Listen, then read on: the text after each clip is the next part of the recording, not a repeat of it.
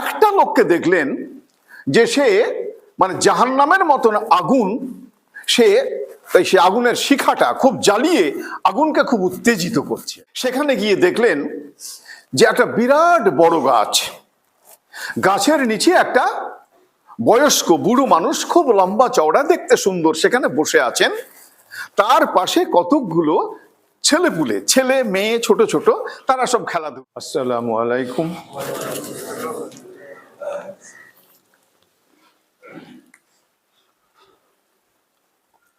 আউযু বিল্লাহি মিনাশ শাইতানির রাজিম। বিসমিল্লাহির রহমানির রহিম। সুবহানাকা লা ইলমা লানা ইল্লা মা আল্লামতানা ইন্নাকা আনতাল আলিমুল হাকিম।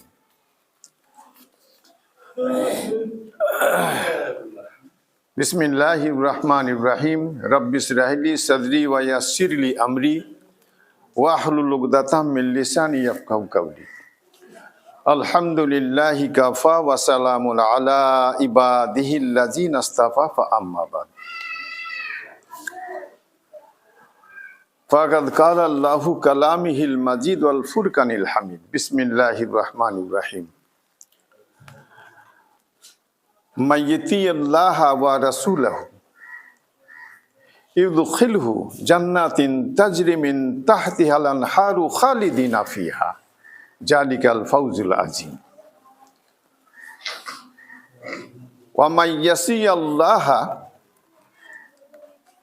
ওয়া রাসূলুহু ওয়া ইয়াতাওয়াল্লা হুদুদাহু খালিদিনা ফিহা নারান খালিদিনা ফিহা ওয়া লাহুম আযাবুম মুহিন। সাদাকাল্লাহুল আযীম।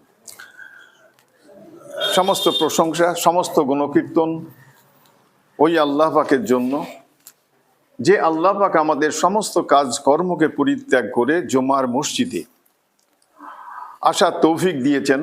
আল্লাহ পাকের যা জুমা সম্বন্ধে হুকুম আছে সেই হুকুমগুলোকে তামিল করার তৌফিক দিয়েছেন। আর সেই তৌফিক পাওয়ার কারণেই আমরা তার ঘরে আসতে পেরেছি। এ কারণে আল্লাহ পাকের প্রশংসা করি, বলে আলহামদুলিল্লাহ।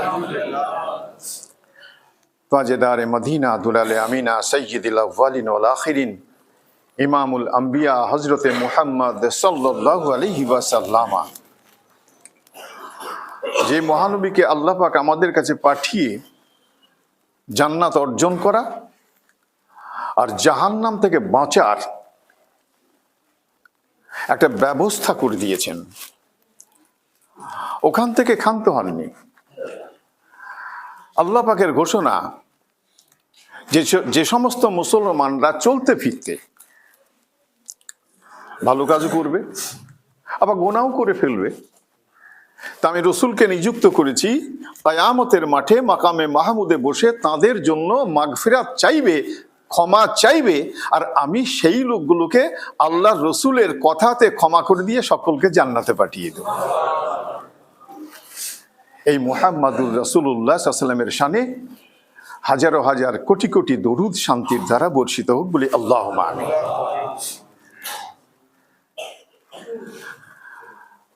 আমি সূরা আন-নিসা থেকে 13 আর 14 এই ছোট ছোট দুটো আয়াত আমি তেলাওয়াত করেছি। আল্লাহ পাক কি বলতে চেয়েছেন তার সঙ্গে একটা হাদিস মিলিয়ে আল্লাহ নবী সাল্লাল্লাহু আলাইহি ওয়াসাল্লাম আমাদের বাঁচার জন্য কি রাস্তা বলে দিয়েছেন, সেই কথাগুলো আজকে পরিবেশন হবে। এতদিনকে আমরা ইসরায়েল নিয়ে বলছিলাম, এবার একটু আমালিয়াত নিয়ে শুনি। আমল না করলে কারণ কেউ বাঁচতে পারবে না, সে কারণে আমলটা খুব জরুরি। আমার ব্যক্তিগত চিন্তা ভাবনা এখানকার স্থানীয় লোক হিসাবে আমি কেন বলি, আমি বললে হবে না, নিজেকে চেষ্টা করতে হবে, আল্লাহর কাছে চাইতে হবে। আমি চাই ব্যক্তিগতভাবে এটা আমার মহল্লা কেন গোটা পৃথিবীর সমস্ত যারা ঈমান এনেছে সবাই জান্নাতি হয়ে যাক। আমার মহল্লার মানুষটা, এই মহল্লাটা একটা আদর্শ মহল্লা তৈরি হোক,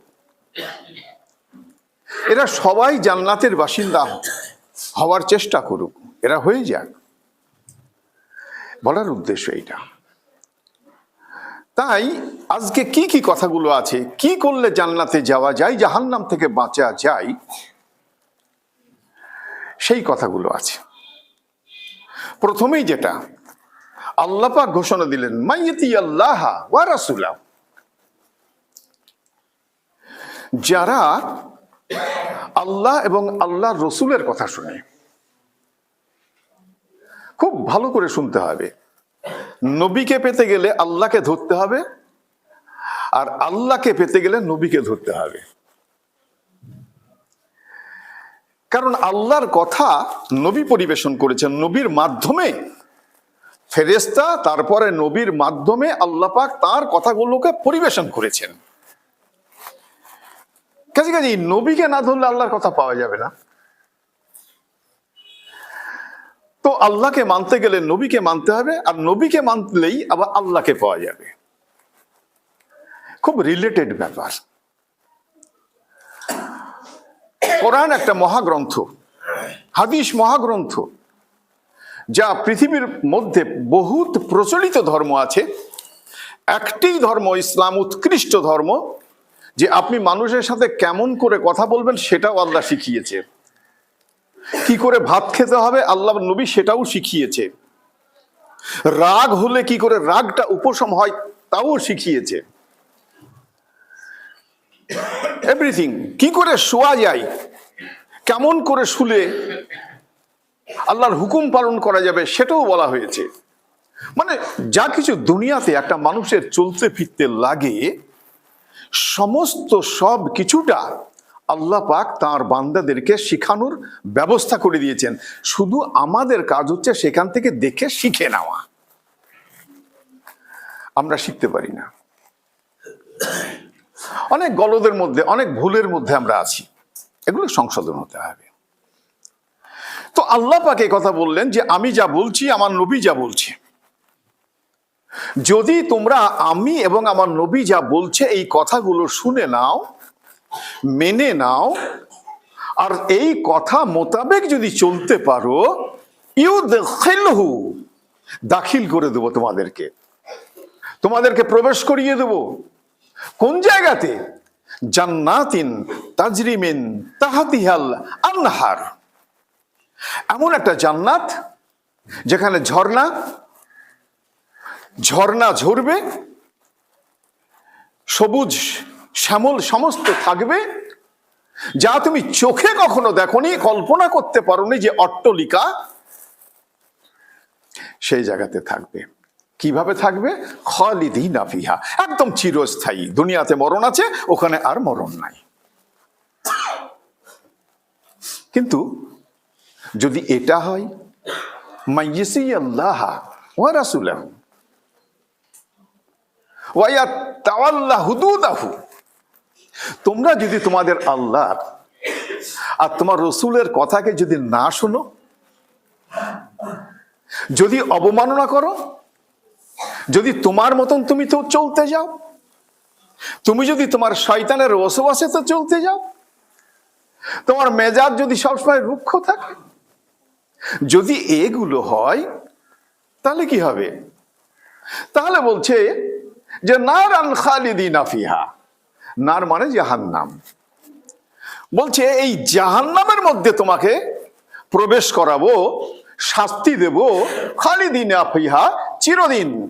এখানে মরণ আছে, ওখানে আর মরণ নাই, শাস্তি পেতেই থাকবে। ওয়ালাহুম আযাবুম মুহিন। আল্লাহ পাক তার অপরাধীদেরকে শাস্তি দিতে কোন রকম কুণ্ঠিত বোধ করেন না, আল্লাহ তাদেরকে শাস্তি দেন। এই দুটো জিনিস আছে, একটা হচ্ছে জান্নাতে পৌঁছানো, আর একটা হচ্ছে জাহান্নামে পৌঁছানো। এই দুটো আয়াতের মধ্যে নির্দেশ আছে। আমাকে ঠিক করে নিতে হবে যে আমি জান্নাতে পৌঁছানোর যে রাস্তা, অর্থাৎ সূরা নিসা 13 নম্বর আয়াত, আমি 13তে যাব, না জাহান্নামে পৌঁছানোর যে রাস্তা 14 নম্বর আয়াত, আমি 14তে যাব। আচ্ছা আমি জিজ্ঞেস করি, বলুন তো 13তে যাব না 14তে যাব? 13তে যাব ইনশাআল্লাহ, 13তে যাব। এবারে শুনুন, হযরত সামুরা ইবনে জুনদুম রাদিয়াল্লাহু তাআলা আনহু একটা হাদিস বর্ণনা করছেন। হাদিসটা কি রকম? বলছেন যে জনাবে রাসূল সাল্লাল্লাহু আলাইহি ওয়াসাল্লামা প্রতিদিন ফজরের নামাজের পরে বসতেন, আর বসার পরে কি করতেন? জিজ্ঞেস করতেন যে তোমরা কি কেউ কি স্বপ্ন দেখেছো? সাহাবারা যদি কোনো স্বপ্ন দেখতেন তো আল্লাহ নবী সাল্লাল্লাহু আলাইহি ওয়াসাল্লামকে বলতেন, আর আল্লাহ নবী সাল্লাল্লাহু আলাইহি ওয়াসাল্লাম সেই স্বপ্নের ব্যাখ্যা করতেন। একদিনকে আল্লাহ নবী সাল্লাল্লাহু আলাইহি ওয়াসাল্লাম জিজ্ঞেস করছেন, তোমরা আজকে কোনো স্বপ্ন দেখেছো? সাহাবা কেরাম রাদিয়াল্লাহু তাআলা আনহুমেরা বললেন একে একে, আমি কেউ স্বপ্ন দেখিনি আমি আজকে কোনো স্বপ্ন দেখিনি। কোনো সাহাবাই বললেন যে আমরা কেউ আজকে স্বপ্ন দেখিনি। জানাবে রাসূল সাল্লাল্লাহু আলাইহি ওয়াসাল্লাম বললেন, আমি স্বপ্ন দেখেছি আজকে। আমার স্বপ্নের কথাটা তোমাদেরকে আজকে শোনাবো। বলে রাখি একটা কথা, আমরা ঘুমাই আর নবীরা ঘুমিয়ে থাকলে জেগে থাকে। নবীদের স্বপ্ন নয়, ওহী। নবীদের জীবিত অবস্থাতে যে কথাগুলো আসে আর শোয়া অবস্থায় যে কথাগুলো আসে সেগুলো সবই ওহী। কাজেই আমরা আখ্যা দিচ্ছি, আমরা বলছি একটু সরে এসো, বসতে জায়গা দাও ওদেরকে, একটু সরে সরে আসি। বাইরে যায় নামাজটা পেড়ে দিতে হবে, ছেলে যারা আছো একটু খেয়াল করো। আচ্ছা, তো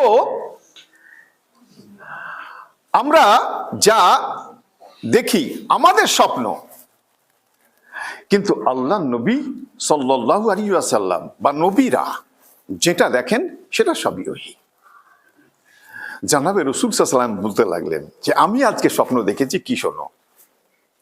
আমি আছি ঘরের মধ্যে, দুজন লোক আসলেন, আমাকে সাথে করে নিয়ে গেলেন এক পবিত্র জায়গাতে। আমি সেই জায়গাতে গিয়ে দেখলাম একটি লোক বসে আছে, আর সেই লোকটির আংটা লোহার এরকম একটা আংটা টাইপের আছে। তো সেই আংটা দিয়ে তার মুখের মধ্যে ভরে দিয়ে টেনে তাকে দুচিরা করে দিচ্ছে, কখনো নাকের ভিতরে ঢুকোচ্ছে, আবার তার চিরে দুটুকরো করে দিচ্ছে, কখনো চোখের ভিতর দিয়ে ঢুকিয়ে মাথাটাকে দুটুকরো করে দিচ্ছে। এইভাবেই তার শাস্তি চলছে। যখন তার হয়তো এনাকে ঢুকিয়েছে, এটাকে টেনে বের করেছে, তো যখন এনাকে ঢুকিয়ে এটা করতে যাচ্ছে তো এটা অটোমেটিক্যালি ঠিক হয়ে যাচ্ছে। আবার যখন এটা ঠিক হয়ে যাচ্ছে, এটা করার পরে আবার এটাই যখন আসছে তখন এটা ঠিক হয়ে যাচ্ছে। সুবহানাল্লাহ বলবো না? এই তার শাস্তি চলতেই আছে। এগুলো দেখার পরে আল্লাহ নবী সাল্লাল্লাহু আলাইহি ওয়াসাল্লাম আঁতকে উঠলেন আর সঙ্গীদ্বয়কে জিজ্ঞেস করলেন যে এটা কি কারণে হচ্ছে, এটা কি ব্যাপার? সঙ্গীদ্বয় বললেন, আপনি আরো চলুন, এটা এখন শোনার দরকার নেই। আরেকটু গেলেন, আরেকটু যাওয়ার পরে দেখলেন যে একটা লোক শুয়ে আছে, আবার কখনো বসিয়ে রাখছে। একটা লোক সেখানে আছে, একটা বড় পাথর নিয়ে এসে তার মাথাতে যখন ফেলছে তার মাথাটা চৌচির হয়ে যাচ্ছে, একদম ঘুরে ধুলোবালির মতন হয়ে যাচ্ছে। সুবহানাল্লাহ। এই পাথরটা কুড়িয়ে আনতে আনতে আবার তার মাথাটা যেমন ছিল ঠিক তেমনি হয়ে যাচ্ছে। এইভাবে তার শাস্তি, তার আযাব চলতেই আছে। এইভাবে চলতে আছে। তো আল্লাহ নবী সাল্লাল্লাহু আলাইহি ওয়াসাল্লাম সঙ্গীদ্বয়কে জিজ্ঞেস করেন, আচ্ছা এটা কি ব্যাপার, এটা কেন হচ্ছে? সঙ্গীদ্বয় বললেন, আপনি আবার চলুন। তো আবার চলতে লাগলেন। কিছু দূর যাওয়ার পরে দেখলেন যে একটা ওই যেমন রুটির ভাটিতে তন্দুর থাকে না, এই তো ছোট, আর ওটা তো বিরাট ব্যাপার। মুখটা ছোট, ভেতরটা প্রচন্ড বড়।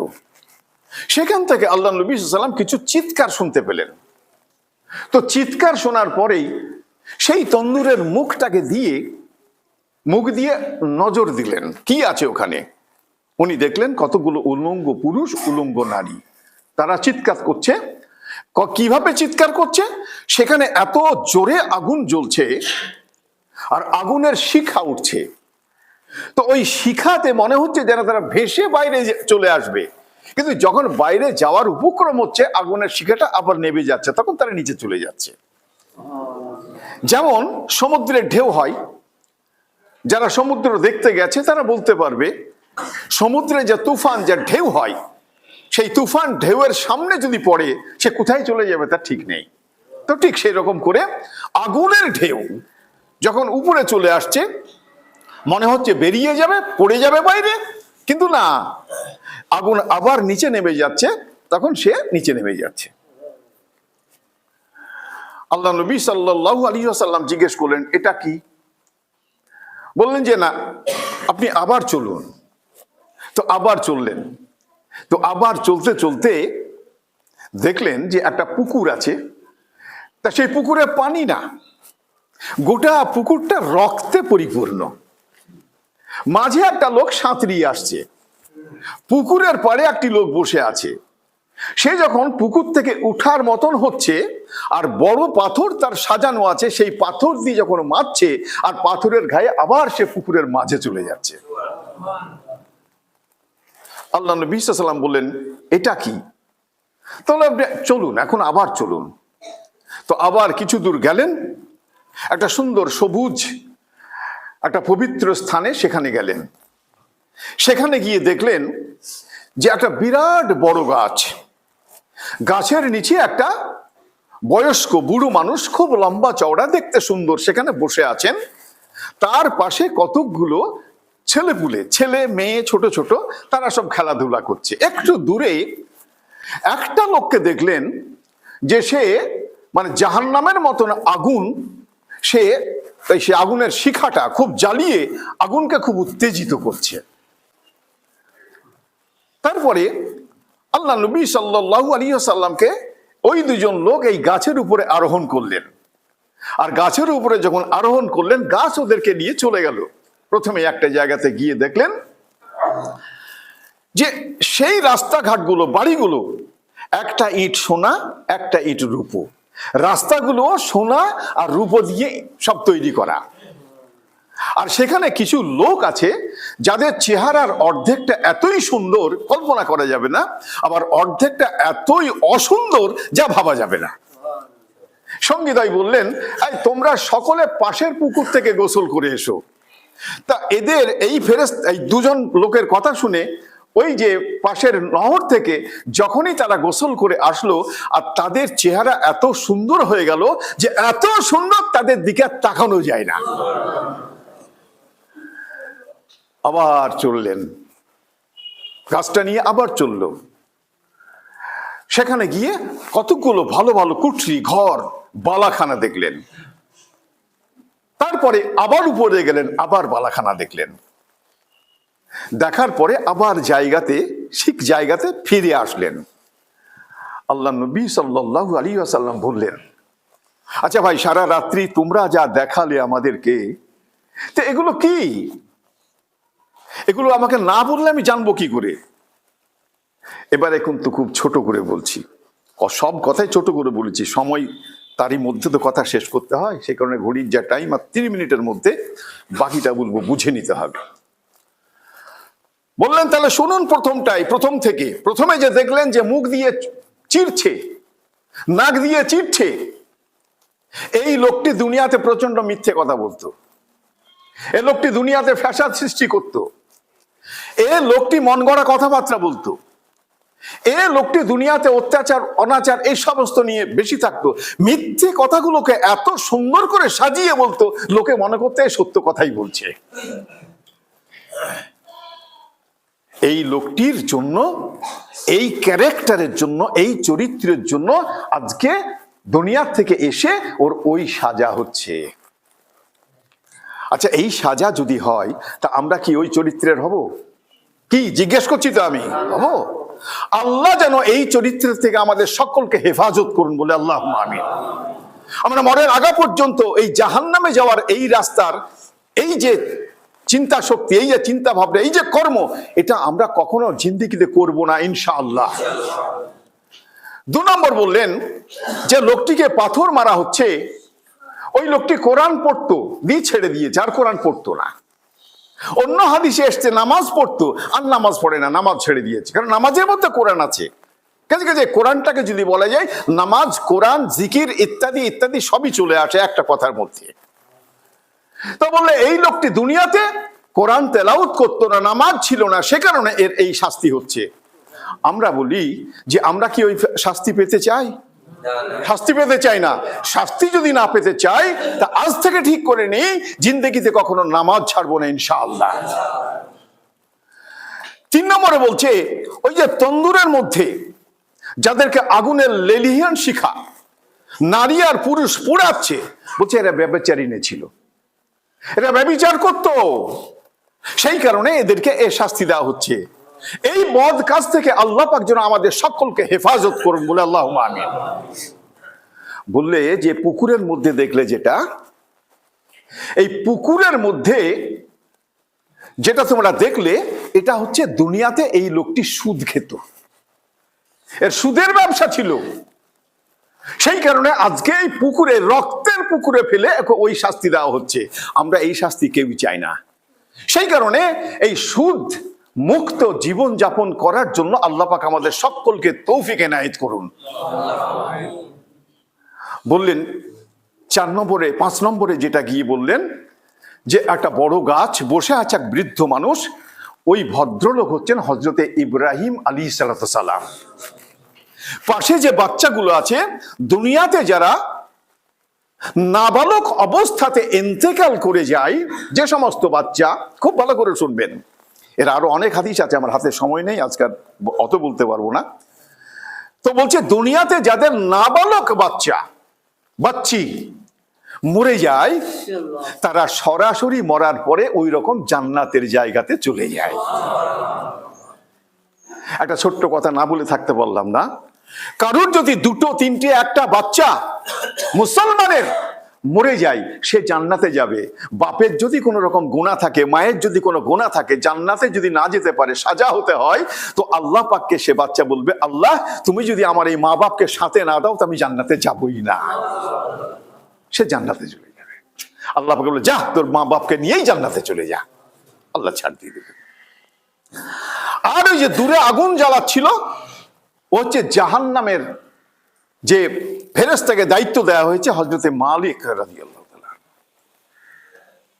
উনি ওই আগুন প্রজ্বলিত করছেন সাজা দেওয়ার জন্য। প্রথমে আসমানে যেটা গেলেন, দেখলেন মানুষ সুস্ত্রী হয়ে গেল, ওটা হচ্ছে আমাদের সাধারণ মানুষের জন্য যে জান্নাত, সেইটা।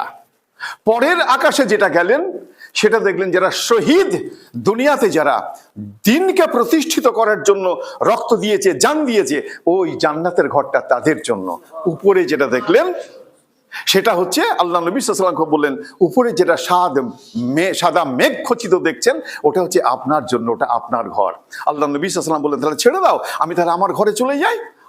আল্লাহ নবী সাল্লাল্লাহু আলাইহি ওয়াসাল্লাম বললেন, না, আপনার এখনো সময় হয়নি, আপনার দুনিয়াতে এখনো হায়াত আছে, ও হায়াতটা শেষ করুন, তারপরে এসে আপনি আপনার ঘরে যাবেন। আর আমরা আপনার সঙ্গে যে কথা বলছি, সাথে করে নিয়ে এসেছিলাম, আমরা হচ্ছি 2 জন ফেরেশতা, হযরতে জিবরাইল আলাইহিস সালাম আর হযরতে মিকাইল আলাইহিস সালাম।